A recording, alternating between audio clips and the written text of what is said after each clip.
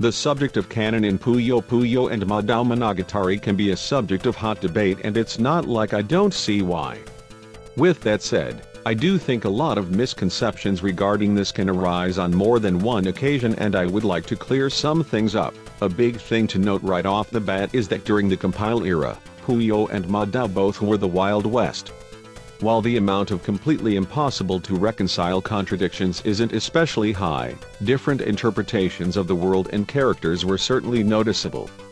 Arl fluctuates in how savage she is. Satan is shown to be popular with the ladies in Game Gear Madou 2, yet a wannabe ladies man in Puyo Puyo-san. Schezo becomes far less evil after Madou 2 and to some degree the first arcade Puyo game, and the list goes on. Stuff like that can happen in any series. More drastic though is the subject of Madou canon. In short, there is none, or at least no defined one. Between the 10 games released during this time, it's easy to assume all of them just happened as you'd expect them to, and that is not unreasonable to think. With that said, with the exception of 1, 2, 3 and Final Exam, there isn't a whole lot of connective tissue between the games. It doesn't explicitly make any of them non-canon. However, there is a more pressing issue that informs Madou's loose canon. Over the years, multiple games in the series received new versions. By the end, Madou Monogatari 1 had 5, Madou's 2 and 3 had 3 each, and Arl's story in Madou Monogatari ARS got a standalone Game Gear version, called Doki Doki Vacation. These weren't just simple ports, however, they substantially changed aspects of the gameplay and even the story. New characters like Camus and Lala got introduced. Some characters got outright replaced, like Fudoshi replacing Momono as the final boss in 3 versions of Madou 1. The PC-98 versions of the original trilogy are considerably more gory and emphasize darker and more violent elements, like Schezo actually getting beheaded, rather than being simply defeated. Aspects of the stories got altered, such as Satan appearing in the Mega Drive version of Madou 1 or Schezo getting an expanded part as a recurring boss in Game Gear Madou 2. Heck, Game Gear Madou Monogatari 3 and Doki Doki Vacation changed the stories so drastically that very few aspects of the source remain intact. This begs the question, which versions are the canon ones?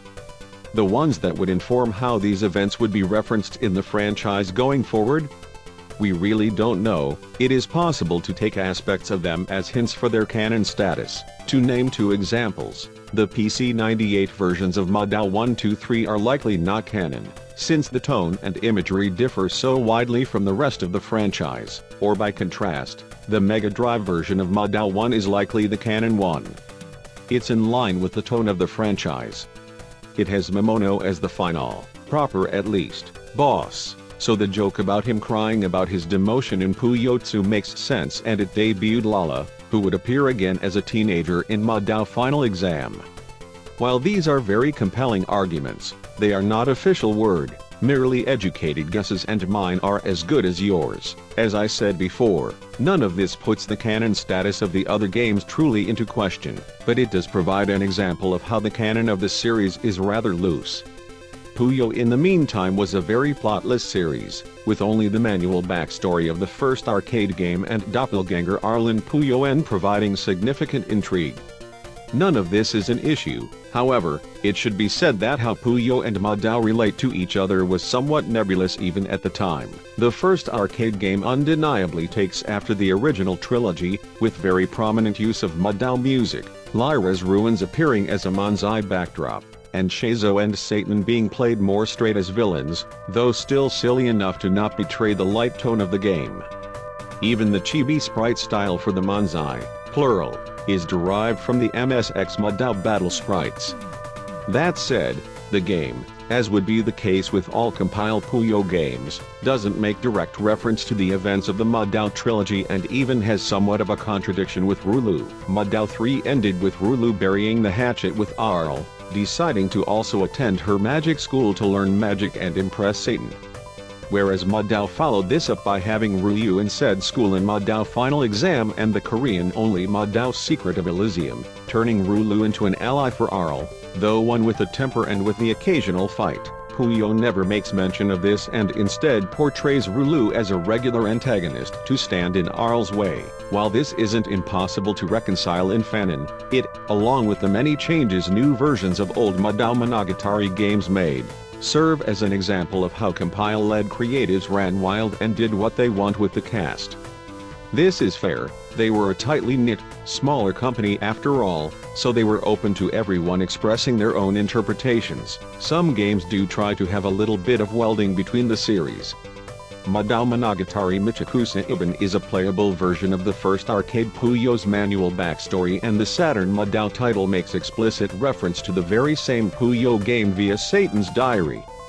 The latter game is especially noteworthy, as its story was written by Kenji Oda, who had a strong desire to more properly connect the two series and establish a defined canon, since there was none internally set in stone at compile. While he has done more work for the series beyond that, the biggest example of this desire was his Shin Madou Monogatari light novel series, which also contained an extensive chronology, attempting to create a set timeline for the franchise. Now, Shin Madou as a whole is a huge can of worms that I won't go into detail, but in short, despite its intent to unify the franchise into a defined canon, the novels are themselves in a dubious place. Oda at the time no longer worked for Compile and noted that the novels are merely his interpretations which don't exist at Compile. Combine this with its take on Madou very badly contradicting the game by skipping over the actual dungeon crawling or Schezo kidnapping Arl, and it should be a clear-cut case that Shin Madou is non-canon. Right? It would be fair to think so, but ultimately, the novels and chronology were made to create a defined canon, one that Compile never established for as long as they had any say over Puyo as an IP, even right before they lost the license. Shin Madou Monogatari is really just another interpretation of Madou Monogatari, just like how the different versions of existing games are their own interpretations. Even its take on Madou 2 has a comparable game example in Game Gear Madou 3 and Doki Doki Vacation. A very different story wearing the coat of a pre-existing narrative on the surface. Neither of those two games are officially regarded as not being legitimate tellings of those events either. Heck, that different interpretation point is so drastic that Camus is a different character in both versions of Madou 1 that he appears in. He's either an illusion or a real boy, who already graduated and got tasked to watch over Arl during her exam. Which is the canon one? Is any version with Camus canon? Who knows? Later versions of said games can even have quite a legacy. Yan, who is still with the franchise today, made her debut in the gory PC-98 Madou 2 version. And Chapun, who made it into the main Puyo series, debuted in Game Gear Madou 3 and Doki Doki Vacation, the versions that heavily altered the stories of the source. It shows that anything official was fair game to have its ideas and characters used. To get slightly opinionated, I view Shin Madou in a more broad strokes kind of way, as I do all supplementary materials. Concepts of it such as Schezo's age being made deliberately mysterious, marking it as triple question mark in the Madou and Puyo funbook for instance, as if building up to a surprising reveal like him being 180 years old, do exist in other parts of the franchise, like Saturn Madou having Schezo admit he didn't keep track of how old he is. For that alone, I do think Shin Madou has some weight, instead of it just not counting at all. Whether you view it the same way is really up to you, as is how you interpret Madou's relation to Puyo and how the many spin-offs of the time factor into things. Those spin-offs being something I won't get into, due to the amount of untranslated material regarding them, to avoid spreading misinformation. I do encourage looking into those spin-offs and seeing what stuff from there you'd enjoy though. Developing my own fanon where other compile IPs with meaningful crossover with Puyo and Madou are definitively in the same universe as them, such as Jump Hero and Elena, is some of the most fun I had with Puyo in a long time. On a side note, the backstory that doppelganger Arl was another half of Arl, spending an absurdly long time trapped away, is often wrongly attributed to Shin Madou. While it borrows from aspects of its lore, it is just a dropped idea for Pocket Puyo Puyo 4, which never went anywhere and isn't part of the Shin Madou chronology at all. Anyways, once the Fever retool came along and Sega took over, things got a lot different. With Puyo Pop Fever onwards, there is far less question on what can be considered canon or not. The series now has defined main settings like Suzerain City and Primp Town.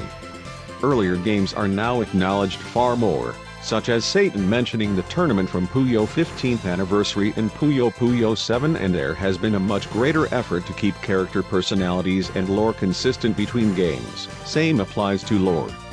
With Compile you had to question how much of Arl's connection to Lilith, for instance, counts for the whole franchise, since only Madou Final Exam and Shin Madou acknowledged the concept. With Fever lore like Sig's Demon Heritage, those questions don't come up, because the series has been consistently acknowledging it, without any sort of retcons or drastically different interpretations. Sega may enjoy lore teasing without payoff a bit too much, like Dark Sig, but it is at least consistent. There are even lasting consequences now, such as Akolo losing their memory upon their defeat in Puyo 7. This caused a substantial shift in how the character is written, but in a way that is justified in the narrative and would inform their role for the rest of the franchise. While a lot of stuff from the Compile era is much harder to reference now, due to the legal problems regarding spin-offs and Madou, Puyo since Fever has had a consistency that it never had before. You can still argue about Compile era stuff, but there is no question that all the Sega stuff is canon, and so are all the Compile era main games and likely Nazo Puyo 2, if Yan and Demon Servant's presence in Quest is anything to go by. Fun fact, Demon Servant even references his history with Rulu in Quest. He has been an antagonist for her in Madou Monogatari ARS, Rulu's Iron Fist Spring Break, and Super Nazo Puyo 2. While the Puyo Puyo Quest flavor text doesn't go into detail, it is another example of the franchise's vast history being acknowledged under Sega's wing. Even something like Puyo 15th Anniversary's many endings isn't that different from the multiple endings of Puyo Sun and Fever. Besides, the game has not only been referenced since, but it also is of big consequence for the series, because it brought old Compile mainstays into the new setting, so you can't write it easily off as non-canon, without creating some big holes to patch up. It goes so far that even the very strict status quo of the series is explained by the characters regularly suffering amnesia, resulting in them forgetting events of games or even entire characters like T and Ellie. As much as I personally detest that concept and can't really enjoy Puyo Puyo Tetris 2's story in part because of it, I do have to point out how much it stands for Sega Puyo's refusal to resort to retcons, by instead giving an in-universe justification. The most you can really argue in Sega's case when it comes to canon is supplementary materials like the Sega Era novels or drama CDs. Even those are handled by the same writer as most of the new games, so there is once more plenty of consistency, but I'd call them broad strokes too. They aren't explicitly non-canon by any means, but you won't be hearing of Tama from the first novel or Klug now having a demon puppy as seen in a Puyo Puyo Chronicle drama track anytime soon. Worth noting is that the drama CDs do at times go for clearly non-canon, just for fun, AUs. Those are very obviously presented as such. As awesome as it would be to have a MIDI, Sig, Raffin and Liddell as a Super Sentai team, it's openly its own thing, in its own universe. So yeah, that's my take. In the end, it's up to you to decide how you interpret the canon for this series, but there are just some things I feel need to be pointed out sometimes. Thanks for listening to my ramblings. One last thing I want to say is that, regardless of what is or isn't canon, none of this should stop you from coming up with your own fanon. I myself have fallen in love with the concept of AUs and come up with my own all the time. Puyo Puyo is a creatively inspiring franchise. Have fun and just make sure you know where the line of fanon begins and ends when you discuss canon. Thank you, have a nice day.